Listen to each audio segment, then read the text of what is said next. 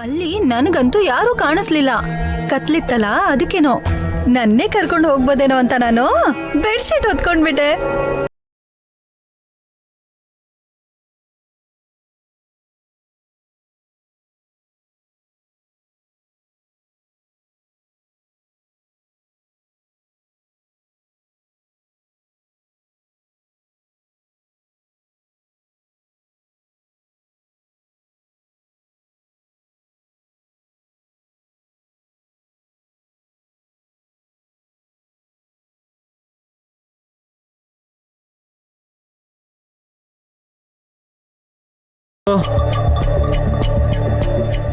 ಅವಳೇನಪ್ಪ?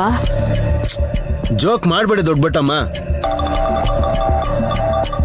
ಯಾರನ್ನ ಕರ್ಕೊಂಡು ಹೋಗ್ಬೇಕು ಅನ್ಕೊಂಡಿದ್ರು ಅದನ್ನ ಹೇಳಿ. ಪಾವನಮೂರ್ತಿ ಚಿಕ್ಕಪ್ಪನ ಕರ್ಕೊಂಡು ಹೋಗ್ಬೇಕು ಅನ್ಕೊಂಡಿದ್ವಿ. ಪಾವನಮೂರ್ತಿ ಮಾವನ? ಹೌದು ಯಜಮಾನ್ರೆ.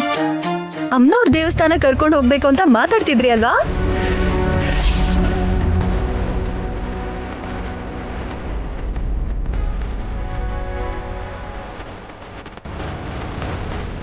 ಅಲ್ಲೇ ನಾಟಿ ವೈದ್ಯ ಏನೋ ಮಾಡ್ತಾರೆ ಅಂತ ದೊಡ್ಡಬೊಟ್ಟಮ್ಮ ಹೇಳಿದ್ರು. ಏನ್ ಹೇಳ್ತಾ ಇದ್ದೀರಾ? ಚಿಕ್ಕಪ್ಪನ್ಗೆ ನಾಟಿ ವೈದ್ಯ ಮಾಡ್ಬೇಕು ಅನ್ಕೊಂಡ್ರ? ಯಾಕೆ? ಈ ನಡುವೆ ತುಂಬಾ ಕುಡಿತಾ ಇದ್ದಾರೆ. ವಯಸ್ಸಾದ್ಮೇಲೆ ಈಗ ತಂದೆ ಆಗ್ತಾ ಇದ್ದಾರೆ. ಆ ಸಂತೋಷದಲ್ಲಿ ದಿನ ಕುಡಿದ್ರೆ ಹೇಗೆ ಹೇಳಿ? ಈಗ ದಿನ ಅದನ್ನೇ ಅಭ್ಯಾಸ ಮಾಡ್ಕೊಂಡ್ರೆ ಹುಟ್ಟೋ ಮಗು ಭವಿಷ್ಯ ಏನಾಗ್ಬೋದು ಅನ್ಕೊಂಡ್ವಿ.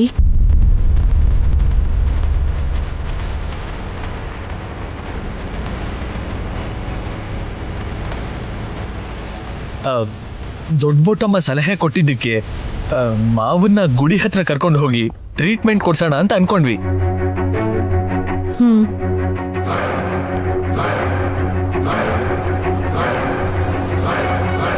ನೀವು ಕರ್ಕೊಂಡೋಗ್ಬೇಕಾದ್ರೆ ಮಾವಂಗ್ ಪ್ರಜ್ಞೆ ಇರಲ್ವಾ? ಚಿಕ್ಕಪ್ಪ ಇದ್ರೆ ಅಲ್ವಾ? ಈಗ ಅವ್ರು ಹೊತ್ಕೊಂಡ್ ಬಂದಿದ್ದು ನನ್ನಂತಾನೆ. ನೀನೇ ಬಿಡು. ನಿನ್ನನ್ ಬಿಟ್ಟು ಪಾವನಮೂರ್ತಿನ ಕರ್ಕೊಂಡು ಹೋಗ್ಬೇಕು ಅನ್ಕೊಂಡಿದ್ರು ಅವನ್ಗೆ ಎಚ್ಚರ ಆಗ್ತಿತ್ತಲ್ವಾ?